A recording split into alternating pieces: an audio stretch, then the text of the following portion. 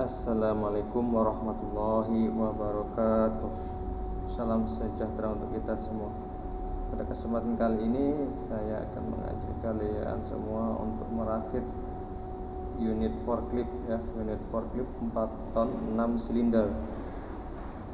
Ini untuk barang-barangnya kita sudah siapkan dan kita sudah bersihkan, tinggal kita merakitnya, guys.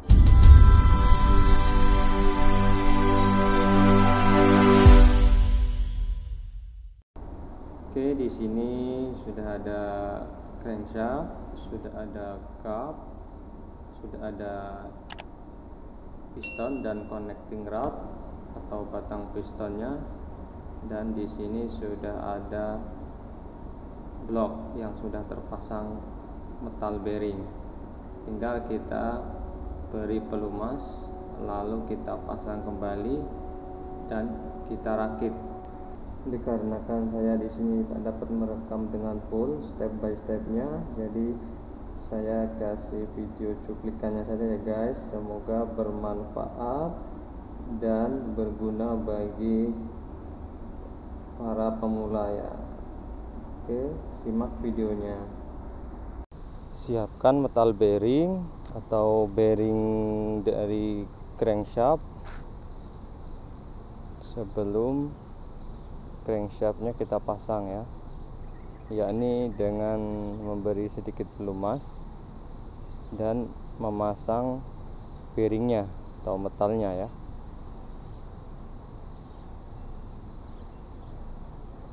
Dan perhatikan untuk coakan ini ya. Nah, jadi harus selaras ya dengan coakan yang ada pada blok.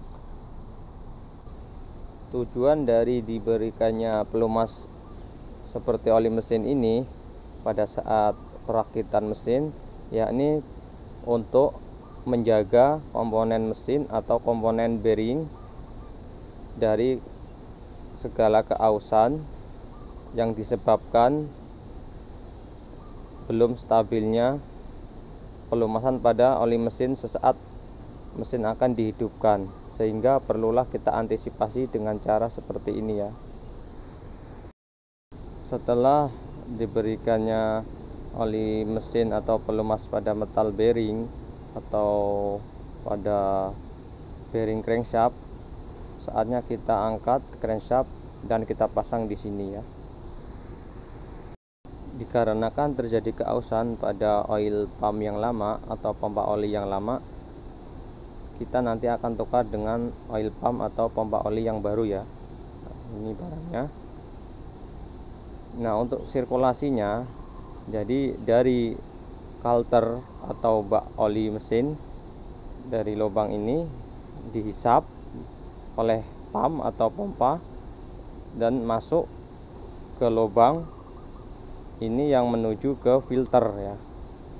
Nah, nanti dia masuk ke lubang ini ya, menuju ke seluruh mesin. Nah, terjadilah pelumasan. Untuk lubang ini adalah lubang dari pump ya. Nah, untuk lubang-lubang yang membagi oli ke seluruh mesin ini lubang-lubang seperti ini ya. Ini lubang-lubangnya. Nanti yang akan melumasi bagian mesin-mesin ini. Ini kita sudah pasang untuk crankshaftnya, sudah pada posisinya. Tinggal kita kasih pelumas terlebih dahulu seperti tadi ya, lalu kita pasang untuk kapnya atau topi atau pengikatnya ya. Nah, sekedar informasi nih, di sini di bagian kapnya ini ada tanda ya atau marking ya. Ini anak panah, yakni mengarah ke timing top atau ke top engine ya. Lalu ini ada nomor 1, 2, 3 seterusnya sampai 7 ya. Karena di bagian crankshaft ini ada 7 kap ya. Kap 1, 2, 3, 4, 5, 6, 7 ya. Nah, jadi semua total ada 7 kap ya di sini ya. Dan di sini semua ada ya untuk tanda-tandanya, tanda anak panahnya. Jadi kita tak perlu menandai lagi, kita tinggal amati. Sebelum kita pasang kapnya, jangan lupa di crankshaftnya kita kasih pelumas ya, berupa oli mesin seperti ini, untuk menghindari keausan saat mesin baru akan di start ya. Saatnya kita lakukan pemasangan kap satu persatu ya, dari yang kap pertama, kedua, ketiga, dan seterusnya sampai kap yang ketujuh ya guys. Bisa dilihat ya nih, jadi dia berurutan 1, 2. Seperti biasa kita lumuri dulu pelumas berupa oli mesin pada part yang akan kita pasang. Untuk pemasangan di kap ketiga, kalian perhatikan ini ya. Untuk ini truss bearing ya, ada 4 pieces atau 4 biji. Letaknya ada pada kap nomor 3 ya. Nah, di sini letaknya ada 4 biji. Kita pasangkan. Jadi truss bearing ini hanya ada di posisi kap nomor 3 saja ya. Untuk yang lainnya tidak ada.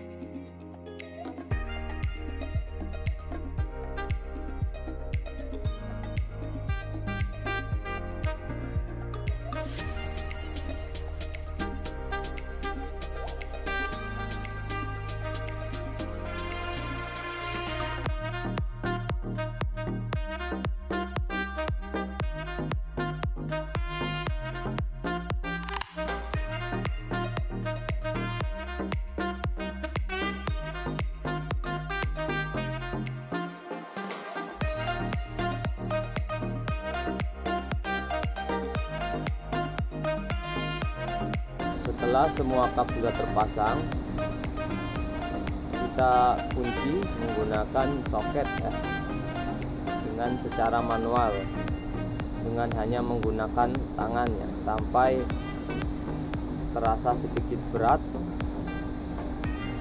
namun tidak dengan kekuatan ya di sini, karena nanti kita akan double atau akan kita ulang dengan menggunakan kunci momen atau torque wrench ya, sehingga untuk kekencangan dari baut main bearing ini akan sama rata, sehingga nanti ketika setelah selesai diikat dengan menggunakan kunci momen, putaran dari crankshaft ini akan ringan ya, karena sama rata kekencangannya.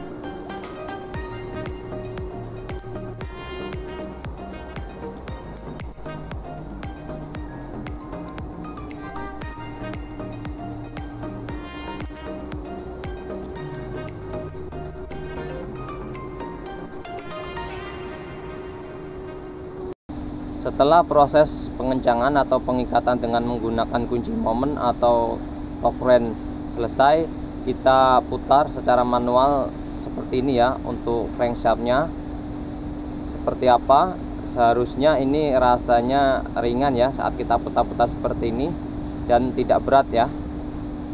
Saatnya proses pemasangan piston ya, atau bisa sering disebut dengan bahasa mekanik torak ya. Tapi sebelum pemasangan kita bersihkan untuk silindernya terlebih dahulu ya. Lalu kita beri sedikit pelumas dengan oli mesin ya. Oh ya, di sini kita pasang ring pistonnya, kita pasang satu persatu ya guys. Jadi tidak kita pasang semua dulu, kita pasangnya satu persatu. Inilah urutan pemasangannya ya guys. Ini ring oli dulu, baru ini ring kompresi ya. Ada dua pieces, ring kompresi nomor 1 dan ring kompresi nomor 2. Jadi di sini ada 3 ring ya. Ring oli 1 dan ring kompresi 2. Seperti itu ya guys. Mungkin tidak asing, ini tidak menggurui, ini hanya saya memberi tahu bagi yang pemula-pemula ya. Untuk yang lihai abaikan.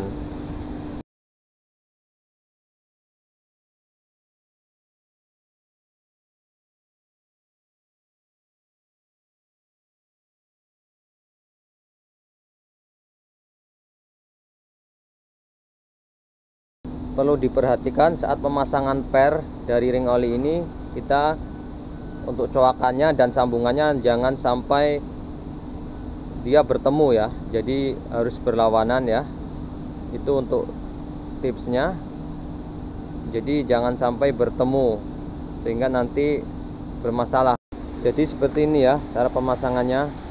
Coakan dari ring oli ini dengan per olinya jangan sampai bertemu ya atau berlawanan.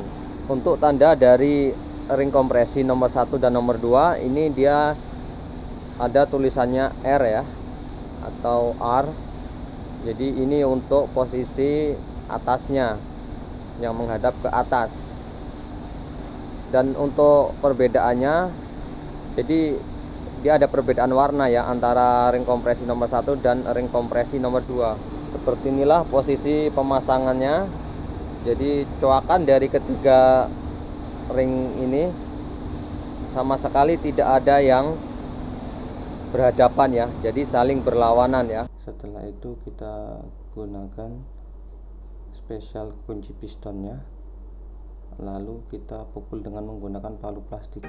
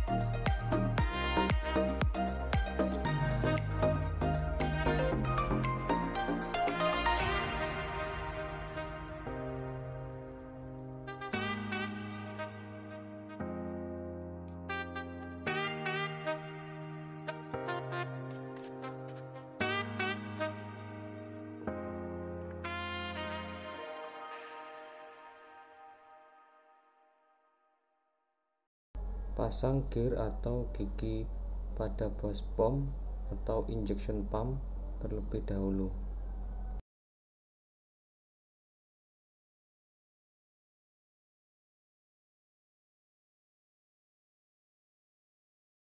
Setelah pemasangan selesai, saatnya kita pasang pada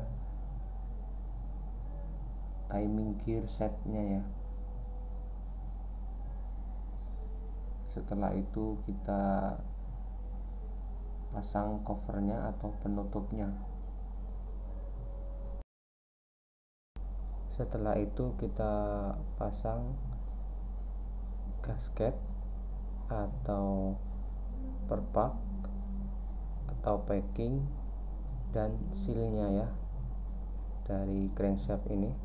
Tapi saya di sini menggunakan sleeve ya, karena terjadi keausan pada pulinya.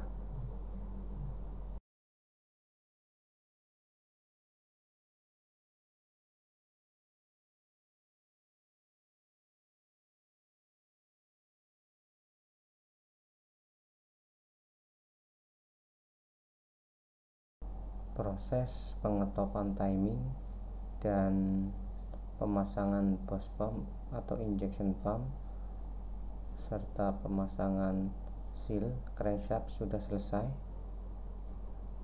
Tinggal selanjutnya pemasangan ini ya guys, tapet pushrod namanya. Jadi kita pasang semua tapet pushrodnya, setelah itu baru kita pasang gasketnya. Untuk gasket silinder headnya kita gunakan yang original Toyota ya. Jika sudah seperti ini, saatnya kita pemasangan silinder head dari mesin ini ya. Untuk tutorialnya, cara pemasangan, penyetelan, berikut cara pengetopannya, kalian bisa lihat video di atas. Untuk tutorial cara penyetelan baut silinder head gasket ini pun kalian boleh lihat video di atas ya. Di sana kita sudah sediakan video tersendiri untuk caranya.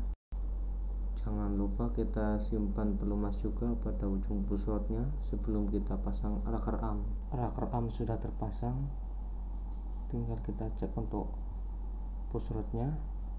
Untuk tutorial cara penyetelan katupnya bisa kalian lihat video di atas.